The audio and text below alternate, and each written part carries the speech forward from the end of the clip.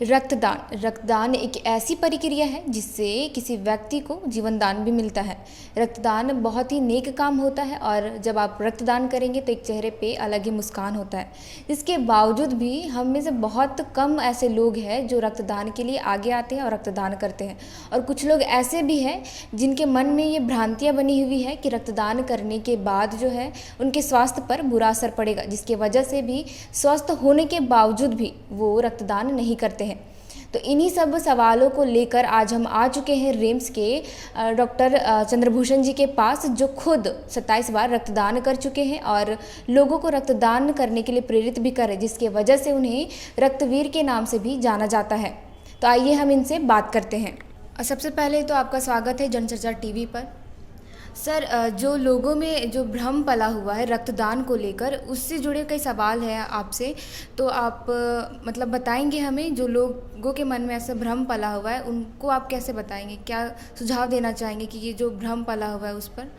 जैसे लोगों का कहना है कि रक्तदान करने से शरीर कमज़ोर पड़ जाता है, इस पर आप क्या कहेंगे?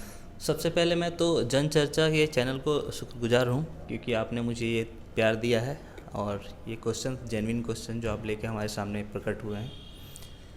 आपने बिल्कुल सही क्वेश्चन सामने रखा है कि लोग ब्लड डोनेट करने से डरते हैं, और डरने का केवल डरते ही नहीं है, बहाना ही बनाते हैं कि ब्लड डोनेट करने पे आप कमज़ोर हो जाओगे, आयरन की कमी हो जाएगी, शरीर कमज़ोर पड़ जाएगा।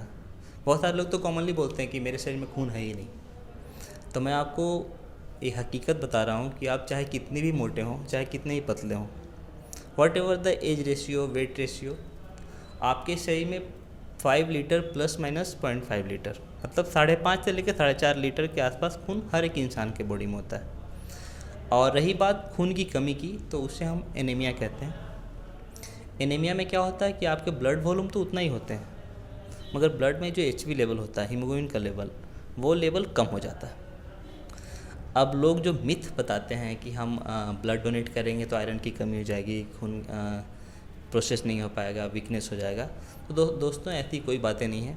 अगर आपको लगता है कहीं से भी खून देने से हम कमज़ोर हो जाएंगे, तो ये बिल्कुल मिथ है।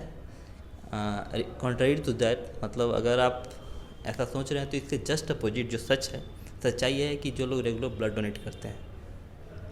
हाँ। तो सर, ये सब मेरा सवाल एक और ये है कि लोग अधिकतर सोचते हैं कि जो ब्लड डोनेट करने के बाद बीपी की समस्या आती है और सिर दर्द की समस्या जैसे उत्पन्न होती है, इस पर आप क्या कहेंगे? इसके लिए मैं कुछ कहना नहीं चाहूँगा, इसके लिए मैं आपको बस एग्जांपल दूंगा ऐसे लोगों का जिन्होंने अपने लाइफ में 25 बार 50 बार ब्लड डोनेट किया है। आप कभी जाके वो ऐसे लोगों से मिलिए। अगर आप ऐसे लोगों से मिलेंगे तो आपको पता चलेगा कि ये लोग बिल्कुल स्वस्थ हैं और अपना नियमित रक्तदान कर रहे हैं। मैंने ऐसे लोगों को देखा है जिन्होंने 50 बार से ज़्यादा ब्लड डोनेट किया है। तो ब्लड डोनेट करना एक बिल्कुल सेफ़ तरीका है। अगर आप रेगुलर ब्लड डोनेट करते हैं तो आप नॉन ब्लड डोनर के कंपेरिजन में आपका शरीर उनके कंपेरिजन में ज़्यादा तंदुरुस्त होता है। आपके ब्लड बीपी का जो समस्या होता है वो नहीं होता है, कोलेस्ट्रॉल लेवल मेंटेन रहता है, आप ज़्यादा ग्रूम करते हो, ज़्यादा फिजिकली फिट स्टेटस में रहते हो। और ऐसे सर्वे के मुताबिक पता चला है, मतलब लोगों का ऐसा मानना है कि जो शाकाहारी लोग हैं वो ब्लड डोनेट नहीं कर सकते, मतलब आयरन की कमी हो जाती है, ऐसा कुछ। तो उसमें क्या सुझाव देना चाहिए? ऐसा बिल्कुल गलत है। अगर आपको लगता है कि शाकाहारी लोग ब्लड डोनेट नहीं कर सकते हैं, तो मेरा मानना है कि दुनिया के कोई भी ऐसा काम नहीं जो शाकाहारी लोग नहीं कर सकते हैं। शाकाहारी में बातें होती है ब्लड डोनेट करते समय, सबसे जो पहली बातें होती है वो आपका आयरन के लेवल का। तो आयरन के सोर्स बहुत सारे हो सकते हैं, ऐसा तो नहीं केवल नॉन वेज ही सोर्स हैं आयरन के, वेजिटेरियन भी अच्छे सोर्स से आयरन ले सकते हैं, लाइक लीफी वेजिटेबल। हाँ, अगर आप पम्पकिन का ड्राई पम्पकिन सीड, वो आयरन का रिचेस्ट सोर्स है, तो वो सब तो वेजिटेरियन से ही प्राप्त होता है। तो ऐसा बिल्कुल नहीं है, वेजिटेरियन लोग भी आराम से ब्लड डोनेट कर सकते हैं। बहुत सारे, मैं भी मोस्टली वेजिटेरियन ही हूँ और मेरा HB लेवल हमेशा अच्छा रहता है और मैंने अभी तक 27 टाइम्स ब्लड डोनेट कर चुका है। तो आराम से आप डोनेट कर सकते हैं, कोई इशू नहीं है।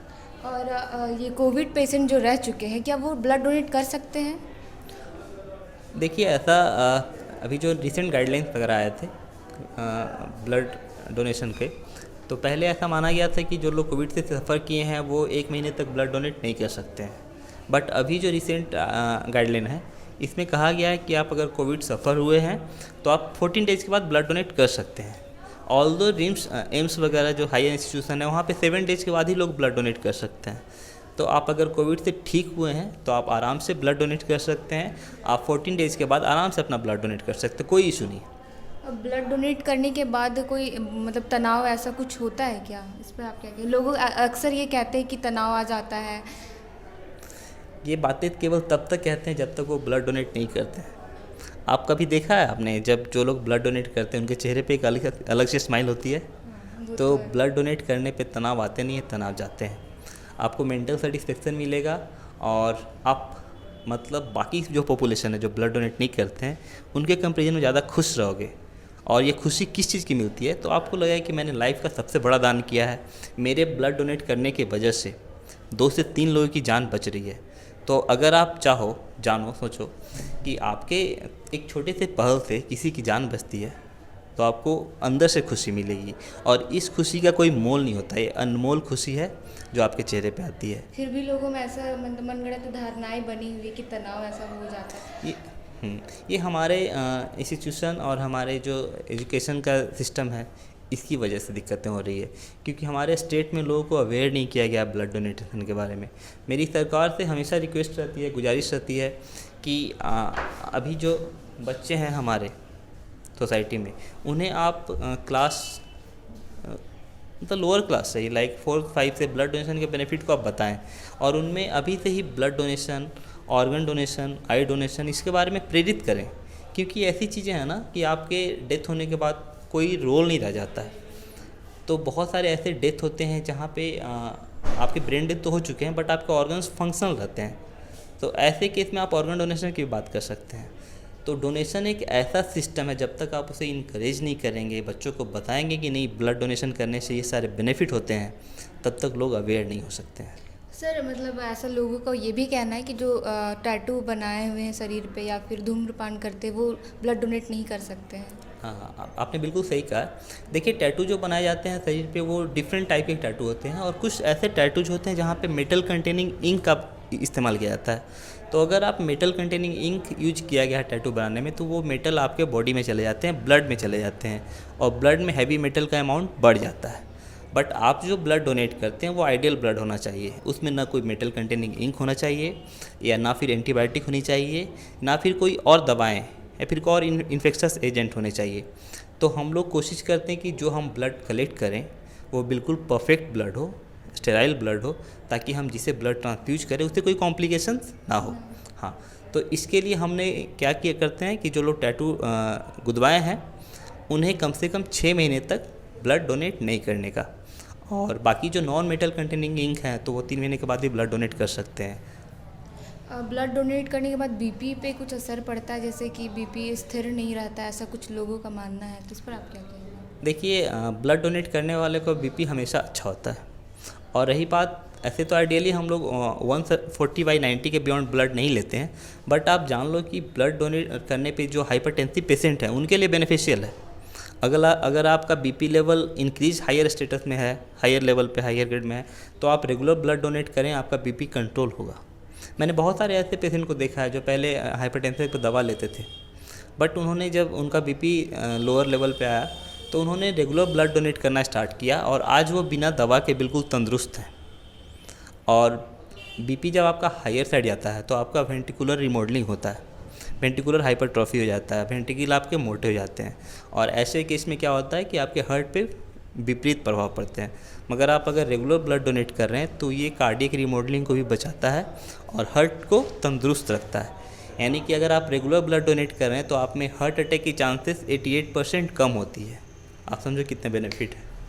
जैसे हर 4 महीने में ब्लड डोनेट करना चाहिए हर एक इंसान को? नहीं, हर एक 3 महीने पे एक नॉर्मल इंसान ब्लड डोनेट कर सकता है।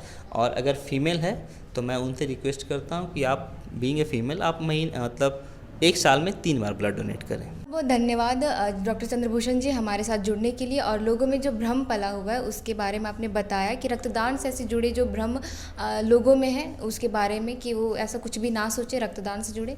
तो ऐसे ही तमाम स्वास्थ्य संबंधी जानकारी के लिए जुड़े रहे जनचर्चा टीवी के साथ। मैं श्रेया रतन, रांची।